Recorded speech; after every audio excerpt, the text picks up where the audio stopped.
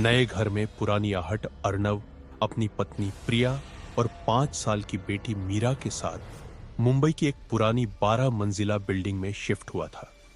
उन्होंने चौथी मंजिल पर एक बद्धा अपार्टमेंट खरीदा था जो पिछले 5 सालों से खाली पड़ा था। घर अच्छा था, पर एक अजीब बात थी। लिविंग रूम की दीवार में एक बहुत बद्धा पुराना नक्काशीदार आईना लगा हुआ था जिसे बिल्डर भी नहीं हटा पाया था। वह आईना घर की शान से ज्यादा एक डरावनी कलाकृति लगता था। शिफ्ट होने के पहले ही दिन से मीरा ने अजीब हरकतें शुरू कर दी।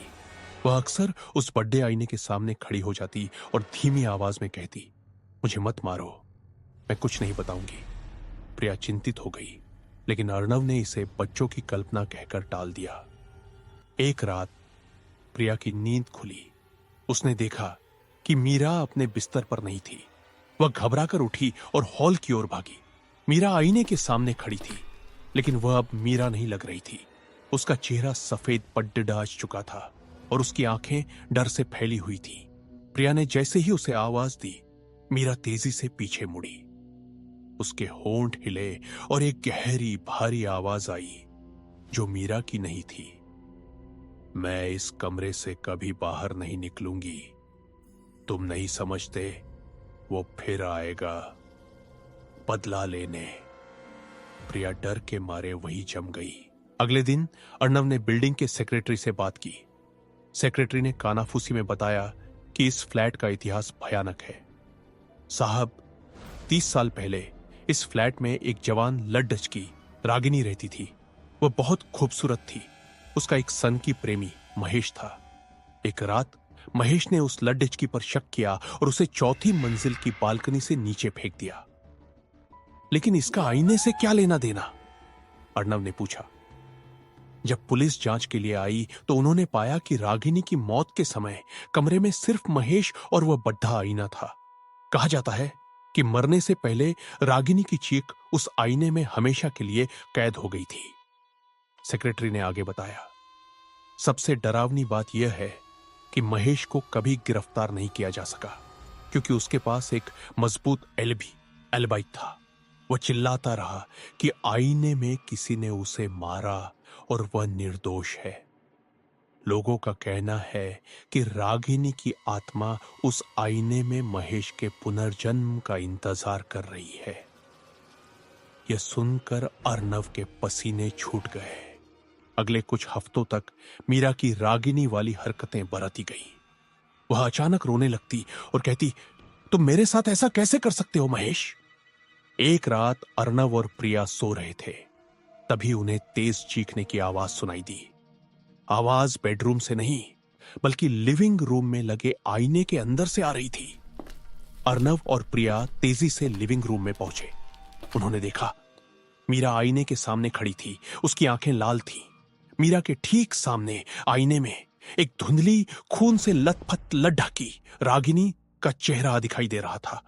और सबसे भयानक, आईने में रागिनी के चेहरे के बगल में मीरा का चेहरा नहीं, बल्कि एक 30 साल के आदमी का डरा हुआ चेहरा दिख रहा था जो दर्द से चिल्ला रहा था। प्रिया ने देखा कि मीरा या रागिनी अपने हाथ में एक कांच का टुकड़ा पकड़े हुए थी और उसे अपनी कलाई पर काटने की कोशिश कर रही थी। प्रिया चीखी, मीरा, तुम क्या कर रही हो? लेकिन उस आदमी की आवाज मीरा के गले से निकली, नहीं, मैं मरूंगा नहीं, मैंने उसे नहीं मारा था, वह वापस आ गई है प्रिया, मुझे बचाने के लिए। प्रिया ने अर्नव की ओर देखा। उसकी आंखें पूरी तरह से डर से भरी हुई थीं। अर्नव को अचानक याद आया, बचपन में उसे चौथी मंजिल की बालकनी से किसी को धक्का देने का एक अजीब धुंधला सपना अक्सर आता था। वह हमेशा महेश का नाम सुनता था और उसे लगता था कि यह उसका दूसरा जन्म है। वह समझ गया, मीरा में रागिनी की आत्मा है जो आईने के माध्यम से महेश, जो अब अर्नव है, को पहचान गई है। अर्नव, महेश डर से चीखते हुए पीछे हटा।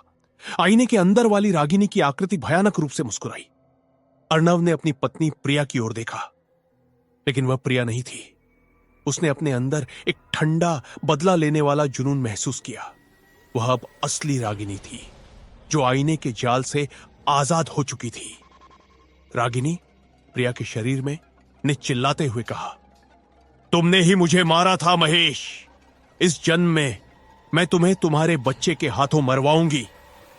और इससे पहले कि अर्णव कुछ समझ पाता, प्रिया रागिनी ने उसे धक्का दिया और वह ठीक उसी चौथी मंजिल की बालकनी से नीचे गिर गया जहां उसने 30 साल पहले रागिनी को धक्का दिया था।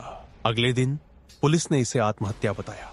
आज भी उस फ्लैट की चौथी मंजिल पर एक अकेली महिला प्रिया, जो अब भी रागिनी की आत्मा के कब्जे में है, अपनी बेटी मीरा, जो रागिनी के शरीर को देखकर डरती है, के साथ रहती है। हर रात वह बच्ची को आईने के सामने ले जाती है और गुनगुनाती है, सो जाओ मेरी बच्ची, अब वह कभी वापस नहीं आएगा और यह आईना अब मेरा है। मीरा आईने में देखती है। आईने में सिर्फ 2 महिलाएं दिखाई देती हैं और तीसरा खाली स्थान महेश अर्णव का, जो अब हमेशा के लिए उस आईने का शिकार बन चुका है। यह कहानी आपको कैसी लगी? क्या आप चाहेंगे कि मैं किसी और विषय पर इसी तरह की तीव्र हॉरर कहानी लिखूं?